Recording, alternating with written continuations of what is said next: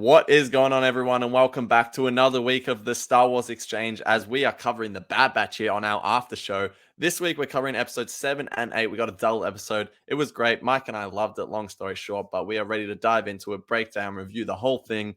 Keen to do it, but before we do, Mike, what's been going on with you this week? Yo. I've been pretty good. I've been chilling. I think right now is a very cool time period for Star Wars, just because we're getting a whole bunch of animation episodes, and then you're gonna go into the Mandalorian very soon, and the Mandalorian Yes, marketing we has picked are. up. So Star Wars is a big part of my life. So sometimes the week reflect on the Star Wars stories. So I've been doing pretty good. Finished I finished college officially. I got my diploma the other day, so we're on a new path in life. So I'm excited. Hell yeah. I'm obviously taking thank you. Congrats to I'm Mike. obviously taking this podcast with me, but it's just very cool to be entering and unlocking new doorways and stuff. So hmm yeah, that's what's been going on. I've been podcasting since I had just entered high school. So to be done with school completely, it's kind of a weird feeling. But yeah, that's the life update, I guess. That's how I'm doing. All right, how about you? How's your week going? How you been? I mean, I feels like I've talked to you like every day for the last 2 weeks. But how are you? Well, as the saying goes, when it rains, it pours. I have been crazy these last few weeks. My life is going off in the best way possible, though. But seriously, congrats to Mike. He had to go through a little bit of f around in the last year of his college year, which I unfortunately watched him go through. Um, Yes, you did. but for real, it's so nice to see you done, and you're gonna go out into the real world away from the education system, which I very much envy. So congratulations Thank to you. Mike. Thank you, Um, buddy. but yeah, no, my life's been just crazy, but in a good way. As you say, just we got to keep making time for the podcast though, Right. because an hour a week to talk about Star Wars with you is Yeah. always fun. So No, yeah, yeah, exactly. And I think I also with you, I gotta say, since you hyped me up, I gotta hype you up too. You guys really don't know what Ari's pulling behind the scenes. Like, it's pretty insane, I gotta say. Watching him for the past year has been pretty cool. Him doing all sorts of crazy stuff. Every time I have a phone call, it feels like he's been telling me, "Oh, guess what? Something crazy just happened." And then he'll tell me, and I'm like, "What?" Like, I totally like everything he tells me, ups the ante every time, and I'm just bewildered, and I'm also excited for him. So like, he told us a couple weeks ago that he was covering or producing the Australian Open, which was insane, and then he's doing other stuff. So I mean, just kudos to Ari. Kudos, yeah, yeah, kudos to Ari, and he's still having making some time to do the podcast and stuff. So you guys should all, and I'm very lucky. So we yeah. all should be very lucky. No, I appreciate that a lot. Couldn't do it without you, buddy. But let's enough about us. Let's talk about Star Wars because we just got two of our favorite animation episodes, our favorite Bad Batch episodes for sure, or at least well and truly up there. Tell us what you thought, Mike, of the Clone Conspiracy and Truth and Consequence. And before you do, I just got to say, watching both these episodes, especially the Clone Conspiracy, reminded me so much of Mike, just because watching his outlook on Star Wars for the last, however many years it's been. This whole episode, I was just thinking, Mike is going to love this. So we've already talked about it, obviously, but I'm keen for you to share your thoughts with the listeners because I know this episode is just right up your alley. Yeah, I want to hear more about your thoughts on that, because I think you did tell me that before, but I guess I must have just like skimmed over it. But I just have to say, while some people thought we were crazy last week for talking about Trace and Rafa and stuff, they were somewhat relevant to this story. They were. Some key, they were. I didn't I even think mean, about that. I forgot that we talked about them. Oh, yeah. man. I when I was doing my show notes, I was like, wait a minute, like, yeah, we talked about Trace and Rafa last week, and we dug it into them a little, but you know what? They were pivotal Somehow we talked about to them. this story arc. They were pivotal to the story arc, and They we'll get were. into that later. But as Ari said, I very much enjoy these two episodes. It felt some of like the Andor episodes, but like in animation. Mm, The substance and themes mm, were rich, deep, and adult, and I love that in my Star Wars animation. I mean, I grew up on Clone Wars, and well, I love my little lightsaber battles and little pew pew moments. Growing, getting older, and being able to watch the series back, as with the adult goggles, was very, very life changing, I will say. I looked on some of the episodes. I was like, oh, it's this episode. Like, I love the Satine and Padme political thriller. That's that espionage, the spy espionage story. Like, that is, oh, like that. When I rewatched that a couple months ago, I was just like enthralled into the story. So, yeah, I absolutely love stuff like that. But I mean, these two episodes have proved what I've said, or at least the first one more so, have proved exactly what I said about the show, that it's at its best without the Bad Batch. I think that so I literally had such a great time with the very first episode, episode 7. And I think oh man, I just think that these two episodes represent what Star Wars animation could be. You know, I think this is just the highlight, not even of Bad Batch, but I have to say of all Star Wars animation. So it was I don't it was just it was everything that I wanted from this series and more. And the music, have to shout out the Kiner brothers every single week, and Kevin Kiner, the father.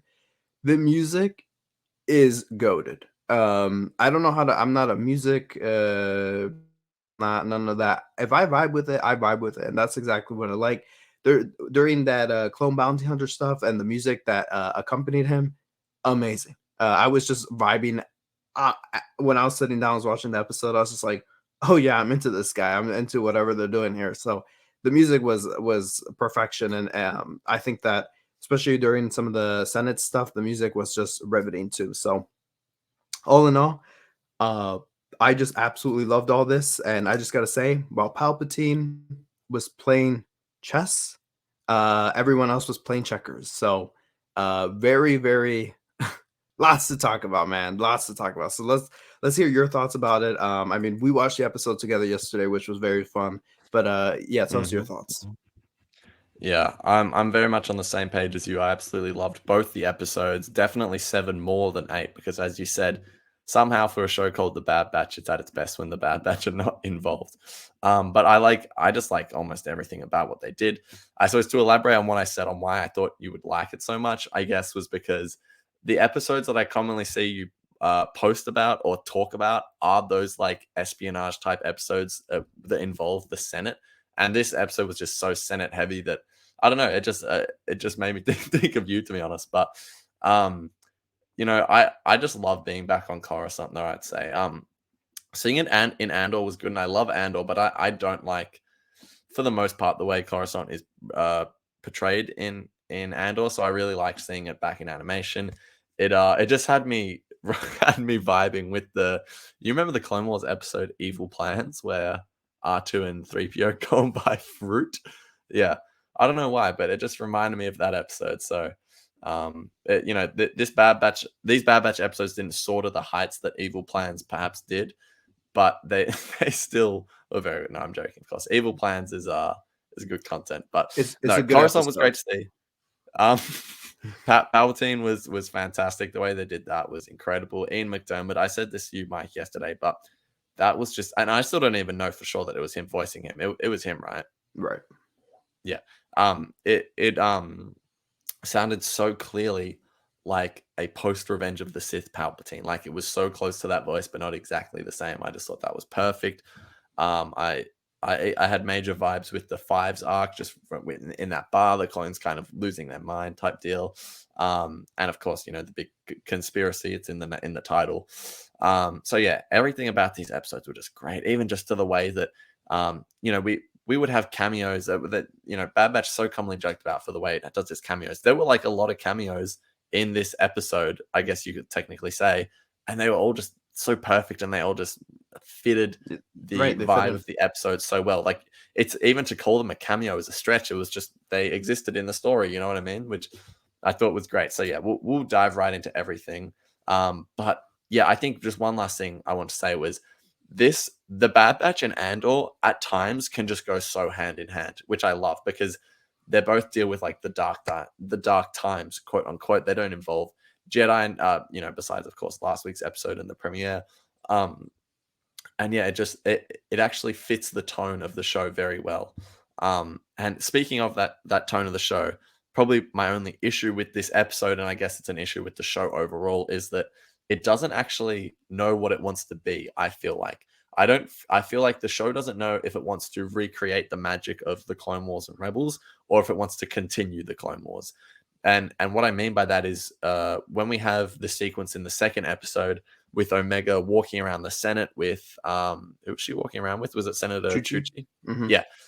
And she was getting like how the Senate works explained to her, which is great, but that's how many times have we seen that with Padme and Ahsoka in the Clone Wars? You know what I mean? And so I just felt like, okay, this right now, that moment felt very it felt very childish in the sense that that's what you would see in a kids show like the Clone Wars, which is fine. But then in this episode, it's like, people are dying left, right, and center. And not even that, but just the themes are so dark. And then we cross to Omega asking like, how does the Senate work? And it's just like, oh, come on. Like the show doesn't know what it wants to be at times, which is very frustrating to watch. However, I don't know. You just take what you get with the Bad Batch at the end of the day. Overall, I love these episodes though. But let's dive into it. Let's start off with the opening sequence where we see these two new clones. They one of them is aware of Camino, what truly happened to Camino. I don't know if the other one was. And then a sniper comes out, shoots them. What did you think of just the start? And as I said, it sort of matched the tone of the Fives arc from season 6 of Clone Wars. Yeah, I thought that first. I love that they were at that clone bar. It takes us back to that bar that we see. It's the same bar, 79, I think it's called, or something, 79 or something like that. But it was great to be back there because I think that later in the Clone Wars when we got to be there, I'm like, oh, clone bar makes sense. I wish we got this earlier on in the series, but it was cool to go back there for sure. I thought that this was a genius move by the writers, and this is when I was like, wow, like I didn't even think of that. I literally was like, I absolutely loved that the writers went back, or all the creatives there, they went back and were like, wait, because we all stupidly moved on from the Camino thing. Like we were over it. Like we're like, damn, that was a really great highlight of the season. Like that was really cool. Camino's gone. But what about the threads of it, right? What about who was there, who seen what? This to me feels like some of the things overseen in some of the movies and stuff, and sometimes the novels picking up on some things that were like just overseen by the movies. Like, wait, you didn't get the Geonosians' perspective to this or whatnot. So it was very cool to see the clones' perspective about them destroying their own home world. So I was like, absolutely, because I mean, you mentioned it where we had that one clone trooper on the bridge being like, "Sir," like kind of almost questioning the order. And Yeah, exactly. and I mentioned that yesterday because it just shows just how like those little details really matter, because if that right, never came full circle, you'd have when you rewatch the series, you'd just be like, why did they bother? But exactly. now you can rewatch that and go, oh, I don't know, it's just nice attention to detail. And even some of the, I think I'm not going to point you out, but I think you made a comment about Echo earlier in the season. I think it was during the season premiere where he actually was standing up for something, Yeah, and everybody was like, "Oh, that's great," and you were like, "Mate, he just said one thing," but that was it. In retrospect, that was like a movement to what we got in the next episode of the middle season event. So it just, I don't know. I feel like there's little breadcrumbs. I would like them to be a little bit deeper, but what we got is what we got. But exactly to what you were saying about that clone trooper on the bridge. So I mean, we had this absolutely great moment moved by the writers by picking up the thread, like I said, giving the clone perspective and stuff. So I mean, hearing about the clones feeling emotional about the attack, like it was pretty intense, and I absolutely love that they took that motion because again, I think we all stupidly moved away from the Camino thing way too quickly. I think we didn't even stop and think about it and be like, oh, what if they explore? Like we never thought, like everyone was like, oh, is Crosshair gonna go back to the Empire? Is he gonna be a bounty hunter? What is he gonna do? We were asking those questions instead of being like, wait, what's the galaxy's reaction to Camino? What does the Senate think? What are the politics of this? What do citizens think? What do the clone troopers think? So absolutely love that they expanded upon this. And I think you and I talked about this possibly this should have been the season opener almost, or one of the earliest episodes, Yeah. I don't think it should have been the opener, but like it should have been like maybe like the instead of the Entombed episode, we could have gotten this, Yeah. this big event. I remember us talking about that yesterday, and I was going to bring that up because I still feel like this should have been the series opener, and just move a few plot points around, and then you can do the crosshair episode. And the reason I say that is because, I mean, look, I feel like we're a bit outspoken on this because people seem to actually enjoy the premiere, but I think the premiere is trash. I'm gonna be honest. I thought it was genuinely garbage. It was one of the worst animated premieres we've ever seen. Same. We've got like we could have had this, but instead we were going treasure hunting at Dooku's palace. I'm like, Right. come on now, come on, cut the fat. We don't need that. But the main reason I say that is because so many people said, well, this premiere could just be season 1, episode 17 and 18. Like, it doesn't feed off of, the massive events that happen in the final 3 episodes of season 1. So, I use this example. I don't know if I've used this on the podcast, but Rebel season 1, what does it set up? Ahsoka and Vader. What do you get in the season 1 and season 2 premiere? Ahsoka and Vader. Season 1 finale of Bad Batch. What do you get? Kamino. That is like the ultimate plot point, is that the Kamino has been destroyed. The clones are no longer going to be created. What is there is there. They're being, all this stuff is set up. And then what do we do at the start of season 2? Treasure hunting, just for some random reason. I think this would have been the perfect opener. I just think they could have restructured a lot of this season. I'm not saying they have to get rid of those episodes, but just don't have it be the opener. Seriously, I just it's gonna baffle me for a while. But yeah, because I thought this was great. Let's talk about the Senate now, because I think it was so good to see them again. And we can sort of see this is probably the Imperial Senate at its height, because we know it's just a natural decline from here. Yeah. We've still got people like Senator Tucci. Bale is still very much present. I was disappointed not to see Mon Mothma, I'm going to be honest. I think that would have made a lot of sense, and it would have been a nice connection to Andor, but it's, that's fine. But it's just feeding off of stuff that we've already seen in the Clone Wars and the prequels, specifically Clone Wars season 6, with the banking clan sort of just completely manipulating the war. I guess it's not a war anymore, but just like the military to their own benefit. They really could not care less about, do the clones' lives matter? Do we actually need a military? They go, oh yeah, we definitely need to, conscript our new conscript. I can't say this word. Conscripted. Yeah, that. Yes. We need this because that'll profit them, or whatever it is, and right. You can just see that every single decision they want to make is for their own benefit, and so many real world parallels. I love when Star Wars does that. People say it's not political, but it so is, and it's at its best when it is political. So yeah, I just love seeing the Imperial Senate. We haven't seen it for 45 years since it first got mentioned, and now we've seen it twice, which is great. Yeah. What did you think of seeing the Imperial Senate again?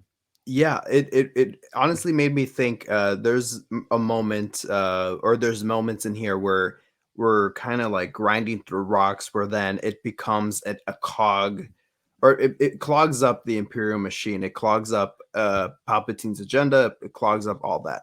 So eventually that's why we hear in A New Hope where Palpatine, as soon as he can, dissolve the Senate and stuff, he does. As soon as where it no longer matters to them, he can absolutely do that. And yeah, I think we could get into like the deeper stuff later, but I just want to say that exactly what you said, politics in Star Wars. Like, I hate when people say like, and it's not even like politics. Like, of course, like, oh yeah, everyone knows there's politics in Star Wars, but what kind of politics? These, if you live in America, these are very left-leaning politics. I'm not saying you have to subscribe to those ideologies, but don't come out here being like, oh, Disney is woke, Lucasfilm is this, because they're saying they're, if you go back to Clone Wars, this is George Lucas ideology. George Lucas's ideology, and this is exactly it's been this way for 45 years. It's, whether you agree with it or not, it's just the ideas that the story is always presented. So you can't be mad at it now, because I mean, there you have. I mean, I really don't want to get into like all the parallels of the real life politics, but I mean, you definitely have. I mean, you're out there having a senator like Senator Chuchi, Barragan, and Pamelo being like, no army. We don't want. Senator Pamela from Rogue One, which same actress, voice actress, by the way. Yeah. She's in there. That was a great surprise. I think we're gonna see her in Andor next season. And actually, I love this synergy so much because they haven't done something like this, and I don't really feel that yet. But I know when by the time we'll get to Andor season 2 and Bad Batch season 3, there's gonna be such synergy there that feels authentic, not like the kind of Mando stuff that they're doing in here. Some of it kind of feels like, oh, we're gonna write off the Mandalorian. This feels authentic to the Andor storyline because they're in the same timeline, right? Some of the Mando stuff doesn't line up for me because it's just different timelines and whatever. But Andor and Bad Batch, same time period almost. So to me, this reminds me so much of Rebel season 3 and Rogue One when that was coming out, and we got like the inclusion of Death Troopers, we got the inclusion of Yes, that's a great parallel. I absolutely love what they were doing in Rebels or Saw Gerrera, so I love that they were setting Oh up some of yeah, the things yeah. we saw in Rogue One. I absolutely love that. So I feel like some of the things here we're definitely going to see Senator Pamela in Andor, and I absolutely love which is the next episode. I'm just going to mention this here, but we'll talk about it later. About the whole moving of the funds, totally a callback to Mon Mothma and what we were learning there in Andor. Anyways, but I think what's so sad about this is Padme would have definitely been a front runner, just like Pamela, Organa, and Senator Chuchi. She would have been up there fighting for the clones' lives. She has in the past. We literally saw a Clone Wars episode where she was like, what is going to be done with these clone troopers after they're out of service? Like, we can't keep putting more money for these clone troopers. We have enough. And when this war, she predicted this. Padme Amidala predicted this in Clone Wars. What are we gonna do when the war ends? Where are all these clone troopers gonna go? And Admiral Rampart gives us a number. He says there's 1 million clone troopers, and you want to pay for the pension plan? You want to give them pension? A million You want to clone give troopers? every single one of them a plan. Exactly. So it's like you want to give them, so it's like we have 1 million. Imagine if Padme hadn't stopped that bill in Clone Wars, and they did it. Actually, went on the Senate floor, passed voting and everything, and they ordered another, I think, another 1 million clone troopers or something like that. How many more clone troopers would be stranded? Yeah. Also, I love the way that every time they say, like, when they want to deal with the clones, which is kill them pretty much, they say, oh, we're going to decommission the clones. Right. It's just like such, oh man, it's such a blurry way to say it. It's very, and it reminds me of that clone trooper that we see in Obi-Wan Kenobi for like a split second of on the street there, because this is not going to turn out good for them. It's not going to turn out nice. That's the tragic part. We know this is like this is a downhill spiral. Yes. And one of the things that, I mean, this is from the first 9 minutes of the episode that I wrote show notes for. Yeah. And I was like, wait a minute. The last time I did something like this was for Andor. And I realized how much substance, and it was just so like rich. It's so rich that I was sitting there being like, I need to like actually prioritize some things over others because I just want to talk about so many things. But also to that, I did get chills when Bale mentioned or he asked where the Emperor stood on the issue since we'll talk about the Emperor in when we get to the next bit, but his absence is so noticeable and so important. It reminded me so much of Andor when the camera would pan. Oh, Andor's so brilliant. But I love when they would have like these very tense moments, and then the camera would pan over to his where he's supposed to be presiding, empty. And that's exactly what Bad Batch did here, but it was the Grand Visor Mas Almeida.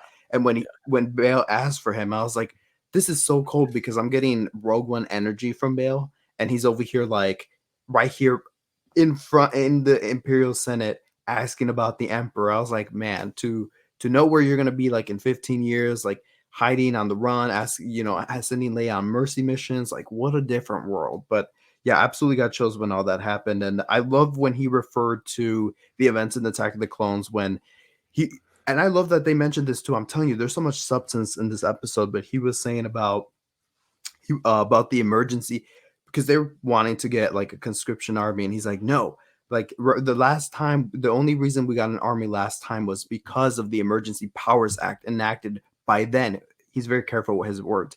By then, Chancellor Palpatine. Because who knows if you call him Chancellor now, if you'll be escorted out or executed in the Senate. So he had he had to like choose his words carefully. But like man, I absolutely love that callback, and it made sense here where it was like, yeah, the only reason we got an army in the first place was because we had to give the man more power, and that's not exactly what's going on here anymore. At least that's not what he thinks yet. So Yeah, good exactly. stuff. Good stuff. Something to go off of what you were saying. I think as well, it's like it's a real world parallel, but also it's just interesting to see them talk about this. Is that governments don't need to be spending all their money on military. That you can see like Senator Chuchi and Bale. They're more like, well, can we spend some money on the people that were in our military, but now they're not, and Right. that we've left them to the wayside. It's like, you can spend money on health and schools and all this sort of stuff, but you don't need to spend all your money on a military. Like, Talk surely, to the U.S. Talk I to the U.S. don't want to say it, Talk to the U.S. Our veterans are out there on veterans on the streets. I work with a U.S. veteran, and he's always complaining how badly he's been treated. I just saw him today, and he always talks about how badly he's been treated. I got to take this moment to plug Parks' Bad Batch Season 1 video. He talks about this in great detail, and it's a fantastic video. It's called The Invisible Wounds of the Bad Batch. Go check that out, because the stuff he talks about is surrounds the same themes of this episode. Something you said to me yesterday that I want to bring up was that it was disappointing that we didn't get a mention of Padme in these two episodes, because as you said it yourself, like, she was, built the foundation of, I guess, clone rights, you could say. So it's disappointing that, not even Bale or Senator Chuchi mentioned her. Obviously, it's not the end of the world, but it would have been nice. Yeah. Let's talk about Bale, though, because we see, obviously, as the episode progresses, Senator Chuchi and is the clone's name Slip? Slip. Which is, not Slick, to be confused from season 1 of Clone Wars, but Slip. Slip. Senator Chuchi has been informed by Slip that Kamino was in fact destroyed, not lost in a storm, and then that she's going to help him. She confronts Rampart, all that sort of stuff. But I want to talk about Bale, because we can already see the crux of the rebellion. It's starting to form already with him. Because, am I mistaken, or does Bale know that Palpatine is a Sith Lord? I think he would know, because he picks Yoda up in Revenge of the Sith after he's fought him. He's with Obi-Wan and Yoda. They talk about, I think he would know, right? Yeah, I think he would know at this point, which is, if he knows, makes it even more chilling for him to be like, where's the Emperor on this matter? Exactly. It's like, he knows what he wants that smoke. He wants the smoke. He wants the smoke. But so I was thinking about that while I was watching the episode, but I loved the interaction between Chuchi and Bale. I thought that was fantastic. What did you think of Bale in this episode, besides what we've already talked about? Yeah, I know. Like I said, I loved him. I thought that it was great for him to kind of, because he is the father of the rebellion, like of the Rebel Alliance. Like I think he's like or what do they call it? Call him the grandfather of the rebel, or the father of the rebellion, something like that. But point is, he's the king and Mon Mothma's the queen. Yeah, I guess. But yeah, like I definitely love how I thought we would see Bale sooner rather than later, and wasn't he in one of the trailers? I think someone. Yeah, I believe so. Yeah, he was in some trailer. Yes, I'm getting him animated confused in Tales of the Jedi in this. Yep, same.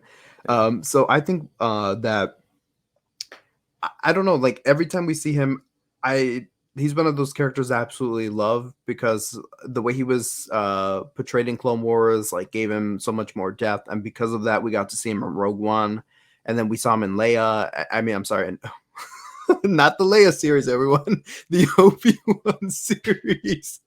I can't believe I just bruh. The Obi-Wan series, ladies and gentlemen, or however else you identify. I can't. Oh man. I was just writing some notes, and I'm just like, Mike has just derailed the whole show. Oh no. Anyway, so the Obi-Wan series. But man, look, Mike, you've said some things on this podcast without knowing what you're really saying. You're laughing because I said Leia series, right? Yeah. Okay, great. I thought I said something really wrong there. Okay, No, we're good. It's We're because good for Leia today. series, yeah. And there is no Leia series. That's There why it's is no hilarious. legacies. Yeah. Anyways, but yeah, I thought this was also like a great portrayal of Bale.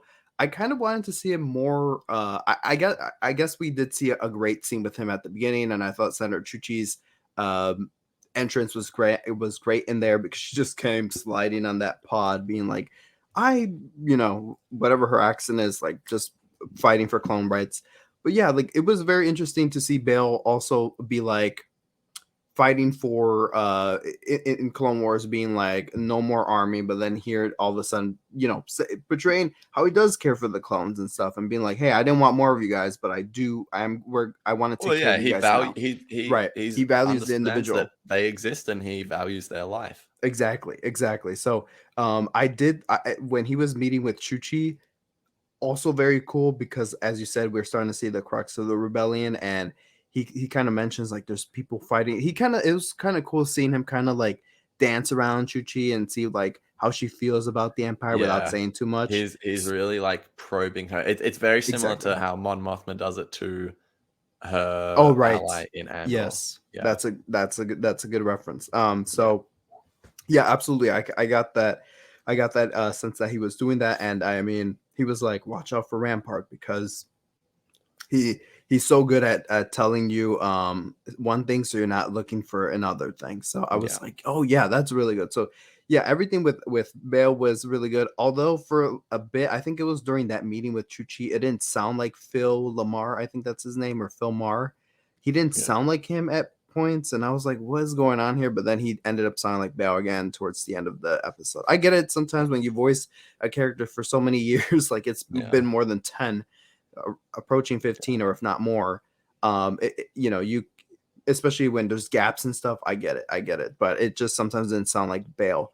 But yeah, I thought that was cool, and I love that Senator Chuchi is like the person fighting for clone representation, and I feel like I've said something else wrong. What did I No, say? you have it. You have it. My mind is still 5 minutes ago. Oh, okay, there he Anyway, goes. okay, there's two more things I want to talk about from this episode before we move on. So first of all is Yes, the sniper clone or whatever we want to call him. I right. think very, very, very fair to say that he is connected to Mount Tantus. I just think the way Yes, he does the little mouth bite. biting thing to end his own life is yeah, obviously same as we've seen that in the Mandalorian chapter 11, the heiress, I think that Whoa, he episode's knows the called. episode title and name. Well, I'm Sorry. just for people that That want to look it up. Um, it's not that hard to remember. It's the episode with Bo-Katan. They call it the heiress. But not Anyway, even like season episode 3 of Man. It's like chapter 11. That's that's prestigious. how they title them. Anyway, yeah, I'm just an absolute boss with that sort of stuff, you know. Anyway, no, so yeah, so I think that's through Mount Tantus. Very interested what's going on with that. I was very puzzled how Crosshair has one job, and it's being a sniper, and we've got a sniper. I'm like, oh, I wonder who it's going to be. Like thinking it would definitely be Crosshair, but it wasn't. He is yet again absent. He's been in 1 out of 8 episodes of the series, which is baffling. Anyway, yeah, we find out what happens. Of course, Rex comes in, which I think everyone, 99% of people watching knew that Rex was going to come in at the end because he was the contact. And yeah, I have one more thing to say, but what do you think of the sniper clone? I don't have anything better to call him than that. Yeah, sniper clone. I'll say that as much. Or I have him down as clone bounty hunter. Yeah, Very cool. The music accompanying him, like I said at the beginning, was amazing. Very upbeat and very vibrant. I loved all that. I think that for him, I thought it was. I was like, okay, cool. We have another bounty hunter, and my mind went like, what were they doing during the Clone Wars that we didn't see him? Because I thought it was gonna be someone that we know. Like I thought it was gonna be maybe like Aura Singh, yeah, Embo. I was same, thinking same. along those lines, but then when I didn't even think of Crosshair, I automatically thought of Bounty Wow, Hunter. fair But enough. I You're in the love that. 1%. Yeah, yeah, there we go. I am in the 1%. I don't know. At the end, I actually love that it was a different clone than Crosshair Mm. because I told this to her yesterday. I felt like the universe somehow in Bad Batch sometimes it could feel very small. It feels like we hit the Yeah. same corners every day. Yeah. But there's aspects to of it where moments like this where it just like expands the story and makes it feel grander because now it's like, wait, where did this clone bounty hunter come from? They do that now, you know? Yeah. So it's so and exactly I thought back to the Project Mount or that Mount Tantus. Tantus. I thought Yeah. back to that place. So exactly what they're doing with clones, and there was a line that Nala Say said to one of the clone cadets when they're like, "Are we done? Are we not going to be troopers anymore or something?" When they were evacuating Camino, and she's like, "Oh no, yes, that is what you were made for. There are new purposes for you." And it could be something like this. Sorry, that was my Nala Say impression, by the way. And there's yes. Any thoughts on that? That was good. That was good. Okay, So I thank you. still can't stop thinking about what you said 10 minutes ago about the Leia show. Oh my god! All right. You know who was in the Leia show? This guy, the Grand Inquisitor. He's in my background. He is in the Leia Anyways, show. Yeah. so yeah, I thought that was very interesting. I thought there's some details that they told us. They said he's a clone, but not a trooper. Confirms Rex knows who Captain Rex is, which is very interesting. Was he programmed to know him? How does he know him? Very interesting. And then obviously he eliminates his life, Mandel style, from the episode. And then his identifying number has been wiped, which Tech says that's impossible. How did he do that? So I'm very interested. He did not come from maybe the Kaminoan labs or whatever. Maybe he came from Mount Tantus. So very interesting. I do have points that I just want to quickly point out from this episode before we move on. But unless you have a point to address. I have one more, but it's kind of about the whole thing. So you go with yours. Let me say this. All right. Here, Masameda warns Rampart that he has that he won't be the one suffering if the bill isn't passed. And that absolutely reminded me of the Vader comics by Charles Soule, which I think I have some of them signed by him too. Cool fact. But the overseer who was not overseer, or wait, was it the Vader comics from Charles Soule, or was it? No, I don't think it was the Charles Soule ones. It was the original 2015 Vader run. And there's a crossover between the Star Wars mainline and Darth Vader, but we got to see the Vader down. Yeah, not Vader down, but that was an event. That was just the beginning. You know how the beginning comics would cross over with one another, like different perspectives. Yeah. So we got to see like the overseer of there being tortured by Palpatine in the Jedi Palace or in the Imperial Palace. So it was really cool to Masameda threaten him because it's like, oh, Palpatine. I don't know. It just reminded me of that. And then Senator Chuchi meets with clones and begs to hear out their needs.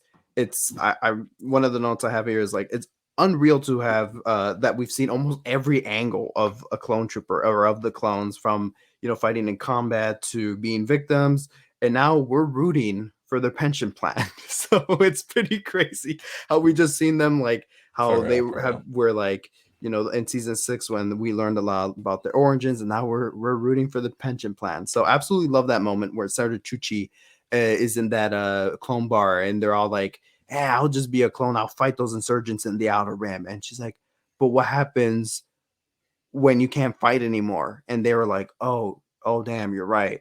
What will happen to us?" So yeah, I love those moments, and Slip going kind of crazy was very reminiscent of Fives in his final moments. So absolutely, definitely. Yeah, I agree with all that. So my final point about this episode is something that I thought about throughout the whole thing, and it was okay. I love that we have an animated show for the Clone Wars. Love that we have an animated show that leads up to A New Hope, and it talks about the formation of the rebellion. And now I love that we have this show that shows the aftermath of the Clone Wars and the events of Revenge of the Sith. But it's just begs the question, why does this show have to be called and be about the Bad Batch? I just think this was one of the best episodes. This is probably another top 5 episode of the Bad Batch. And guess what? They're not in it. So it makes you think that, while I would be very happy for if they say this show was called after Clone Wars. Of course, they wouldn't call it that, but something like that. And the Bad Batch, were commonly featured and they were involved. I think, yeah, that'd be great. I'd be down for that. But I think it just shows that maybe, as much as I love the Bad Batch at times, I think, and I'm interested to get your thoughts on this, I just feel like this episode proves that it would have been great to have a show be called like Beginning Empire, or I don't know, something like that, just to show the end of the clones and the true transition from Empire, from Republic to Empire, because that's what we're really starting to see. And I just don't like, because while I'm watching this whole episode and I'm enjoying it, I'm just thinking, but the Bad Batch is going to be involved next episode, and I don't want the Bad Batch to be involved next episode because this has nothing to do with them. But then we have to have Omega walk around and go, how does the Senate work? And I'm just like, seriously, I'm good. I don't need that. Are we continuing the Clone Wars, or are we recreating it? So this just showed to me that the Bad Batch, and maybe they're going to move into a field like this, especially with what happened to Echo. Obviously, we'll talk about that later, but where we can jump around, where it doesn't have to be about the Bad Batch. The Bad Batch can become, the whole clone army becomes the Bad Batch, you know what I mean? Or something like that, because this episode was great and it didn't have them in it. And that should be concerning because the show is called The Bad Batch. Right. Anyway. I absolutely agree. I mean, I said at the start of the episode where I think this series is its best when it's not the Bad Batch. Same for season 1. I think that Ryloth episode, that with just Hera, I was like, because you got to see a different side of, or you got to see what I've been wanting to see in this era. I think Aftermath did a great job, but I want to see that transition from Empire or Republic to Empire, you know. And I think that episode was great because we got to see Clone Wars legacy characters like Cham and his, well, we didn't see his family in there, but like Gobi, we got to see him. We just got to see what they were doing after Clone Wars and what the atmosphere was like on Ryloth in this post Clone Wars era, and see the transition. We got to see also Captain Hauser and what his thoughts were, and he just seemed like out of it. He didn't seem with the Imperial. He didn't seem to fit in with Rampart's agenda, you know. And obviously in the next episode we see that he obviously turns. But I think that this series, because exactly what you said, I'm like, oh, the Bad Batch is not in this episode. Now you're just anticipating for them to come around the next episode. So it's a little like, oh man, like here we go. So yeah, I definitely I would have loved that they called this, like, if they did, because I mean, back in the 90s when they did Batman the Animated Series, they did Batman the Animated Series, but then they did a continuation of that where like Bruce Wayne is like 50, 60 years old now, and he's like mentoring someone, and it's called Batman Beyond. I would have absolutely loved that they did the Clone Wars Aftermath, like, and I think maybe not specifically Clone Wars, but something along those lines. I mean, I could see it totally being the Clone War without the S and being like Aftermath, and it's just all this stuff. Because sorry, just to add to this, I heard someone say the Dark Times, which I think is great because it comes from the Clone Wars, comes from Obi-Wan saying, I was not a Jedi Knight, so your father fought in the Clone Wars, and then he says before the Dark Times, for the Empire. And you can argue he's, you know, talking about the Clone Wars when he says that, but I don't know, something like that could have been cool. But I'm fully Star Wars Dark Times. Yeah, something else where the focus isn't the Bad Batch, because I think we've said enough about not being the focus of this series, because I think I said on a podcast before, because it's like, what if we got and I mean, I get it because they're the clones, but if I totally wanted that the way the Clone Wars finale ended, I was like, I totally want to see an Ahsoka and Rex show. Now I'm just like, I've had enough of Ahsoka where I wouldn't want to see her every week like that, because then I think it despecializes her. But I totally would have I'd love to see Rex, because every time he comes in here, and you made a note to me, you're like, I love Rex, but every time he comes in the show, it's just he's just a bystander. I was just about to talk about that. Yeah. Right. Like, and let's move on to episode 8 now, because great. I love Rex, but every time he's in this show, he is so vanilla. There's no substance to him, and because he doesn't have the time to shine. Where, you know, Tech got given his episode finally, by the way, but you know, and we get to see something about the character Hunter. We get to have focus on him and Omega, and that's why they're the stronger characters in the show. But Rex doesn't get any focus. Sid has had more focus in this show than Rex, which is just beyond me. But anyway, and Rex is a great character. He's my second favorite clone for sure. He's right up there. He'd be in everyone's top 5 at least. 5s all the way. Okay, that's fair. Yeah. Anyway, so yeah, I think Rex is poorly used in the show, which I guess we'll talk about this more later, but which is why I'm hoping he has potential to get a lot of focus now with Echo going off with him. So we'll see how that goes. But yeah, as of now, every time, like the first time we saw Rex, I was so excited. And then we've seen him he had his own episode, and then he appeared in the War Mantle episode, and now here it's just like so vanilla. I don't know. Anyway, Yeah, that's fair. That's fair. I mean, he's definitely the motivator in things, because without without him, the Bad Batch wouldn't have a plan to do. But I would like to see him more than the plan maker. To me, he's like the map reader, like what Meeber Gascon was to the droids somewhat in that droid arc. Yeah. Yeah. But it's like, just think about what happened what we saw him go through in the Siege of Mandalore. Right. It's like, I want to continue from there. It feels like that never even happened. The only moment where you sort of see a hint of that side of him is where he finds out the Batch still has their chips in, and he almost like pulls a gun on them or something. But it's like, which was besides that, we haven't really seen a lot from it. But very true. Let's talk about this episode. That I want to get this out of the way, because as much as I liked this episode, the Bad Batch is not good at battle sequences. Like, no. We kind of knew the way this episode was going to turn out, and that's sort of why it didn't work. But I would have loved if they just said, "Oh, we need you to go into Rampart's ship and take this data," and they could have done that in like a 20-second montage. But instead, it took up 20 minutes of the episode. It took up so much time, which there was good stuff throughout, but it wasn't a good sequence. It was very, very generic, very vanilla. Once again, I was just like, and that happens in all their battle sequences. I'm just so bored, to be honest, watching it. We were watching it with our friend Pete. He fell asleep, and I'm not surprised. Oh yeah, Pete I'm not did fall asleep. why. He did. Yeah. Anyway, what do you think of that? Yeah, I agree. As soon as they started shooting in there, I was like, I think I thought of you, because I'm like, oh no, because we're both on the same page with the action sequences. Because every time I try to tell, well, not everyone, but I've talked to some of my friends about it, and they'll be like, no, actually, like that, it was diverting focus this time to other. I'm like, no, it's the same thing every time. But one of my favorite ships is the Republic cruiser. So I'm gonna get nerdy here for a second. I absolutely love seeing it like being repurposed, because it definitely, you get that vibe that they're upgrading them to Star Destroyers, or the Imperial Star Destroyers that we see. So I think, I don't know, the ISD, I'll just call it that, but you definitely get that they're doing that. So it just felt it felt like that. And I also love absolutely love the imagery in there, where you got to see, like, by the way, Coruscant has never looked better in animation. I'll just say that. All the framing, the cruisers, you know how you draw, felt like watching Attack of the Clones. No, literally. And when you were a kid and you draw like a house in the middle of the paper, sun on the side, that's exactly how some of those images look, where you'd have the Senate building here, and then you have Republic cruisers right here, or I should say Imperial cruisers like here.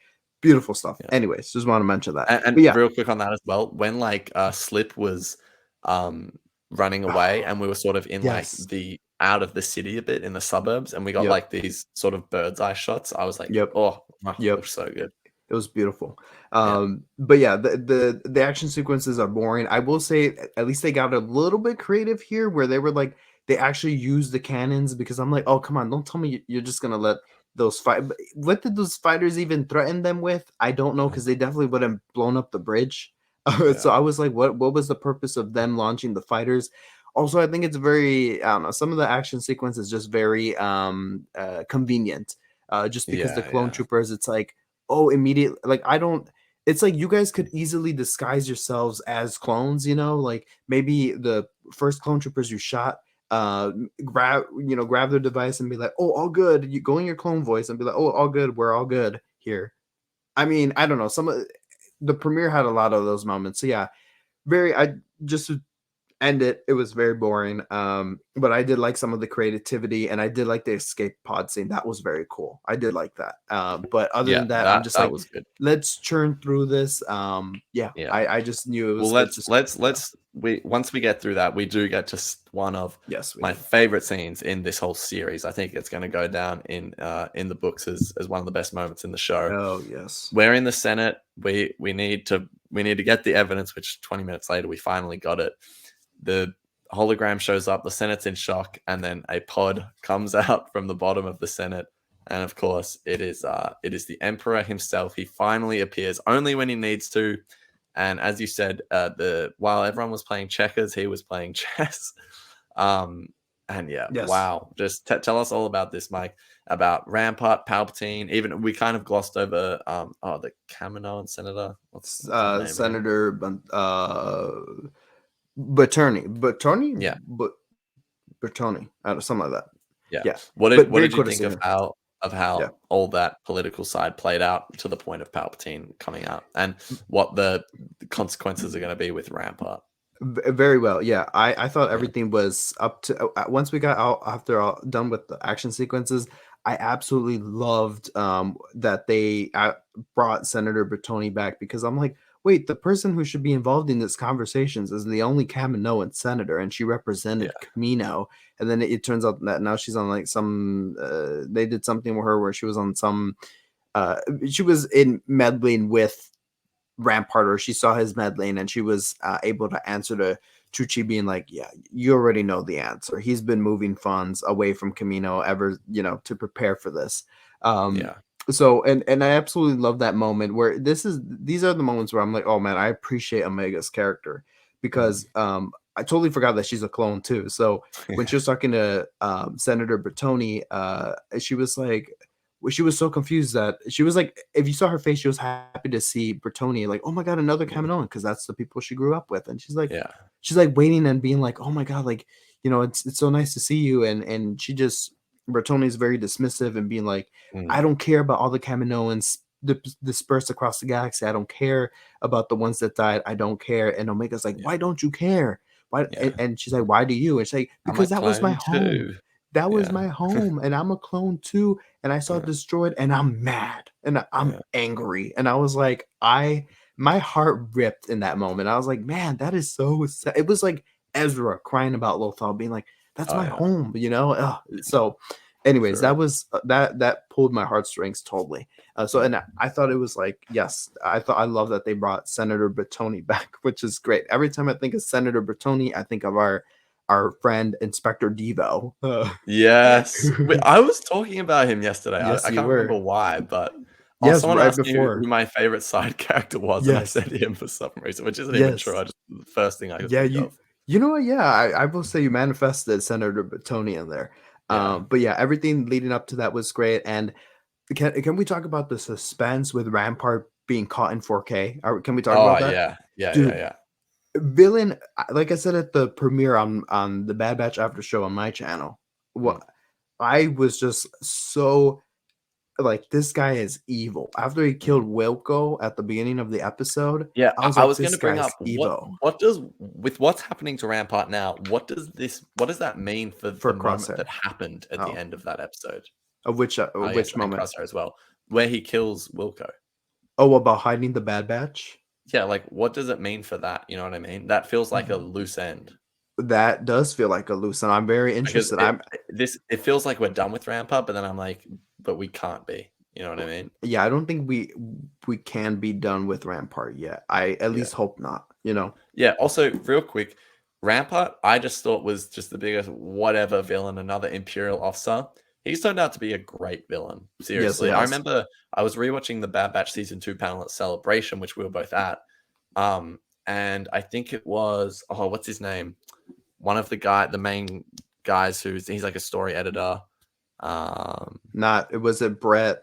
No, no, Brad, no. Brad. But yes, Brad Rao, I think his name is hmm something like Brad Brown. that. He was like, "Oh, Rampart's a great villain," and was saying all this stuff, and I was like, "Is it? It's fine." Like, you know what I mean? But then after this, I'm like, "Wow, I underestimated Rampart. He was a really well written, good villain." You guys don't understand the excitement. I was like on the edge of my seat, like I haven't been. Even for Andor, I was on the edge of my seat for some stuff. But while I was on the edge of my seat, I was like yelling, being like, "Yes, yes!" at 2, 3 in the morning, and I thought I woke, one of my parents up. I was like, "Yes, yes!" because the Senate episodes always go the same in Clone Wars. You have the evidence, Yeah, and sometimes, and most of the time, it's just disproved, or it's like the people don't listen, or it's a small win where then you get at the end of the episode Palpatine being like, yeah, he's I doing have this. I have another plan. We must let the wheels of society roll The for this wheels of the once. Senate turn. Yeah, Yeah, exactly. And then he has like something else up his sleeve. And yeah, you're just like, you're caught in this thing because it's like, okay, I know the Bad Batch is going to succeed getting the analytics, the schematics for that for the battle, the footage. But what's going to happen when it's brought to the sun? I feel like someone's going to shoot them before they get in. Someone's going to destroy it, or like it's corrupted file. I was just not believing anything because I'm like, how are they going to do that in the Imperial Senate? And they do it, and I was like, yes, Senator Chuchi, speak up. By the way, Yeah. shout out Senator Chuchi, love her. Now I'm in total belief that when she was on the Ahsoka panel during her trial, that she voted that Ahsoka was innocent. I already knew Yeah. that because she was her friend, but just what she stands for, amazing. So absolutely, she would have voted Ahsoka innocent. Anyways, I was just like, yes, Senator Chuchi, speak Suppose your my truth. mic was not muted for that. Who's mine or yours? No, mine. I was just What? typing a note.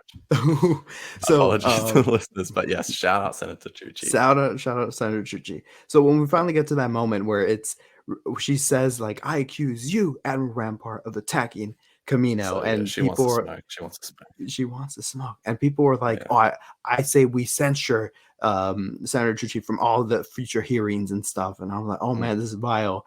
I'm like, where's the evidence? And then it gets pulled up. Bail Organa gives it to her like the way the people on the Tantive and Rogue One were giving the plans to eventually Leia, but it just felt like that moment. I'm like, give it to her, because when they gave it to Bail, Senator Tucci's guards like blocked off, and Omega, they blocked off like the entrance, like secured it, because they knew like someone was going to try to kill them. So like they were like ready, like, no, we're going to speak the truth right now.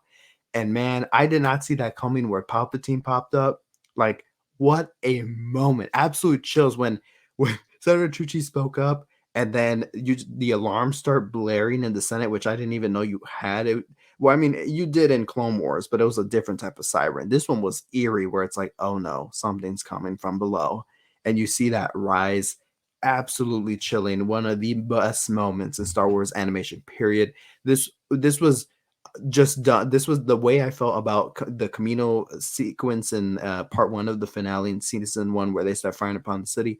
Same type of reaction. I was like, oh, what? So that, what an excellent moment, and it was greatly executed. Anything's great written Yeah. on paper, but that was greatly executed. Yeah. Oh, And as I kudos to said, them. the performance as well just elevated the whole moment. Heralded by the Yeah. Imperial Stormtrooper. Sorry, just had to do that. So good. Yeah, I don't have much to add. Like, yeah, as you said, Palpatine was playing chess while everyone else was playing checkers, and I love that. I think it was said by one of the characters themselves that Rampart is just a cog and in the machine, and that Palpatine, it does not matter who you are. Palpatine, not even Vader at this point, doesn't matter who you are. Palpatine will always just play you the way he wants, and so that he can come out on top and be, whatever. Oh, He is the almighty emperor after all. We were really starting to learn that for real. So I love what they did with Rampart as well. I thought that was great. It felt very like this is just the weirdest. My Star Wars brain is weird, guys. It felt no, like no. when Lieutenant List in Star Wars Rebels was being like, was getting okay. mad Yeah, at Leia that's or fair. something like that, and he was like, "Oh, you can't do this," or whatever it was. I don't know. Such a weird thought. Tell him, Anyway, Callus, it wasn't me, yeah, Callus. Yeah. yes, that Yeah, moment, yeah, not the Leia yeah. moment, that moment. Yeah, but also just the way these episodes just make me feel so nostalgic for Clone Wars in the best way. You know what I mean? Like, it's just fantastic. I And felt like we're back at home with this. Felt like an episode from season 3 of Clone Wars. Like, it was so good. yeah, for real. But yeah, I thought everything with Palpatine was done perfect. His absence was so notable, and then that just made his entrance all that much better. And I said this to Mike yesterday, but the Bad Batch didn't do a good job leading up to that moment. But you know what built that moment up so well was Andor. If not for Andor, that moment would not have been as good as it was, because seeing him Oh, absent in all of the Andor stuff, and yeah. then even though this is like 10, 15 years before Andor, seeing him rise up was just, yeah, chills, spine tingling, so good. And what did you think of so they played out the Camino footage in front of everyone, which I thought was brilliant. Yeah. That was insane, that we've never seen anything like that done Yeah. like in Star Wars. Like, they showed them one of your officers is corrupt and this is what happened. Like that was Yeah. people need to catch up with reality and realize that we will probably never get a moment like this again. This was amazing. Yeah. And seeing Rampart's expression on his face when that was being played, you don't understand like the buildup of energy I had. I was like, yes, this man was caught in 4K. Like you guys, after so much setup in Clone Wars, where there was so many moments where the Senate lost or the good side lost, you guys won, and it felt powerful. But then, only then, you get Palpatine using that to his advantage and be like, "This is what I've been saying. We must eradicate the clone army, and we must get the Imperial Stormtrooper." Like it's chilling, and exactly what you said about Palpatine being post Revenge of the Sith. You have like that shaky, achy voice that still sounds like he's been scarred about what happened. It sounds like that same voice that we heard when he was announcing about the Galactic Empire. You know.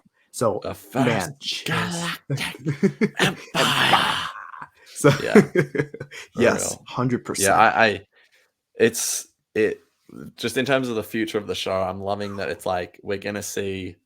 Yeah, the clones are they're gonna try and phase them out, and let's see how they respond. You know, that's how I feel like we're going. I feel like we're going in that direction. Yes. Before we get to the final point of the episode with Echo, I want to ask again. What does it mean though? Rampart knows the Bad Batch is out there. What does that mean? And also, what does this mean for Crosshair? Like you mentioned. Yeah, I thought about the Crosshair one. You thought about that ending moment. For the Crosshair thing, I think that it's going to be interesting seeing him being like, because he was responding to Rampart, but the way we saw him respond to him in that one episode, I don't think was in the best way possible. I think he had like some type of, he was just like, rather, I mean, Crosshair's annoyed with everyone, but he seemed extremely annoyed with Rampart. So I'm very curious to where I think next week we might get like a Crosshair update on him. I am praying. We were making jokes yesterday. We were like, "Oh, Bad Batch might go fall down, and we're gonna get more Entombed like episodes." And I was like, "Oh, the next episode's called The Crossing, though." And now we're like, "Yeah, but are they gonna be crossing a river, or are we gonna see crossing?" You know what I mean? Like, yeah, they're gonna be crossing the river. You really, honestly don't know with this show, right? But I mean, I could totally see it where Crosshair just reports to a new commanding officer, like nothing. I don't see him getting fed up yet with the Empire and be like, "Why am I here?" Yeah, well, it's like he's not going to go, "Oh, Kamino was blown up by the Empire." Right. He knows. He knows. He was there. You know, he was the one fired upon, if anything. But I honestly don't know. I'm very interested in where the writers might go with that. And I'm praying it's next week. I'm praying. I'm praying that we see the update. I want to see his reaction to that, because sometimes this show doesn't pick up on people's reactions of what happened. The Kamino one is not a great example of that, because they went back and they're like, oh yeah, we're gonna see what the galaxy thought of Kamino. But in terms of Rampart at the end being killing Wilco, trying to keep the Bad Batch that they're alive, you know, I thought that we would see the Bad Batch get caught here or something, get caught in the act of something, but they were unnoticed. I'm assuming they slipped by out of Coruscant unnoticed too, no trackers or anything. So I'm very curious what that moment meant, because it meant a lot in the moment. But I don't know if it's just one of those things where it was just like a throwaway kind of ending scene where it's like, I think it was good. It's going to come full circle and it will mean something. At least I'm holding out hope. But before we wrap up, because we're going on for time here, let's talk about Echo. He's leaving the Bad Batch, which I think is a great decision. I know you think it's a great decision, because all season long you've been saying, let's cut some of the Bad Batch off. Let's cut some fat. But I gotta say, I saw this one coming throughout the whole episode. I thought immediately with his conversation with Omega, reflecting on Skako Minor, I thought they were gonna kill him. To be honest, I was like, oh, they're really gonna kill Echo, because that's just a very common trope.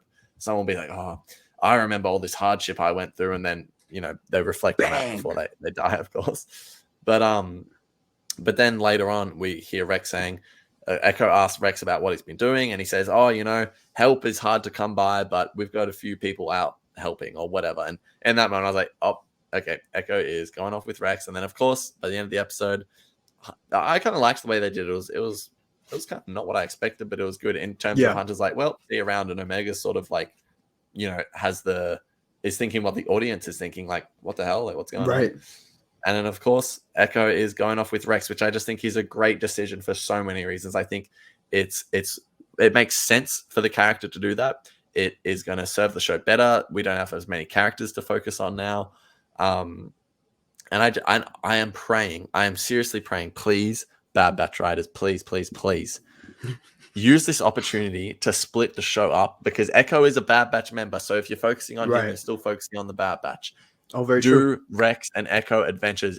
I would love for, even if we only get like 1 out of 4 or 1 out of half a season, do an Echo and Rex adventure, please. And I say adventure as if like it would have no consequence.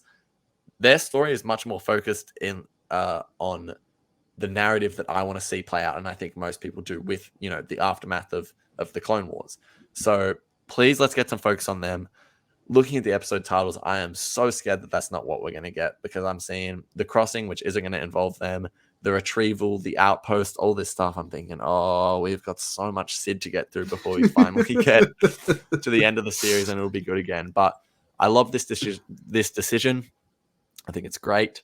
What do you think? Because I know you're on the same page. No, yeah, I think like I said, let's start cutting some fat out of here, because it was just getting too. I feel like the show floundered because they didn't know who to focus on in the week, and it was too much to juggle around. And I think they all have very similar personalities and stuff. And I think, like I said to Rebels, I think Rebels did a great job of carrying everyone equally and stuff, and making sure everyone got the spotlight and stuff. And if anything, you just wanted more from them. Every character in Rebels has an episode, even Chopper. Yes, even Chopper. Which I mean, Chopper has like 3 episodes. Yeah, he does. I mean, it just at that point, really, it was like, when are we getting the Chopper episode? Where's the Chopper special of the year? No holiday specials, but a Chopper special. And I think that there's something to be said about Echo teaming up with Rex again. To me, I don't know if I would have gotten rid of Echo, but then it made the most sense. But I don't know, because when we were leaving back to the ship with Omega and the rest of the crew, I was like, wait, that's it? It's only 4. I'm like, wow, Crosshair's gone, Echo's gone. Very interesting. And I would oh man, I'm just excited for what you just said about Rex and Echo, because we could totally go see what they're doing. I'm very much looking we could forward totally to go spend 8 more episodes with Sid. So thank you for joining us. No, it took me back to that moment when Echo first left Rex, and I was like shocked. And the first time I saw that was via a story reel, like in 2014 or whenever they released the Bad Batch story reels. And I remember being shocked by that and being like, wow, Echo's story is just beginning, if anything. And here it just feels like it's continuing again. And if it's just beginning, it feels like they're finally continuing Echo's story. I feel like we haven't truly seen Echo since the Citadel, if I'm going to be honest. Yeah, finally he's back to get some Echo back. He's back to his clone roots, and it totally reminded me of the Sabine moment where I remember I was watching on a Sunday. I don't even know why I was watching was it a Saturday morning or Sunday morning? After Rebels season 3, towards the end, they got weird with the timing. But anyways, I watched I remember even my dad was there, because it was like some weekend morning. But I was just so I was just dumbified. Like, I was like, Sabine's gone? Interesting. And obviously she comes back, but it was just like, oh, she's leaving. I did not expect that. And that's exactly how I felt here. I was like, oh man, he's gone. So I did not see it coming at all. And I thought the beginning was just Echo just remembering his time on Skekko Minor, because sometimes he'd just be saying stuff. He'd be like, oh, I remember during the Clone Wars. It's like, great, thank you for this exposition. Thanks, Grandpa. Exactly, thank you. And yesterday I forgot Echo's name, and I was like to Ari, I'm like, Echo, right? And he's just like, yeah.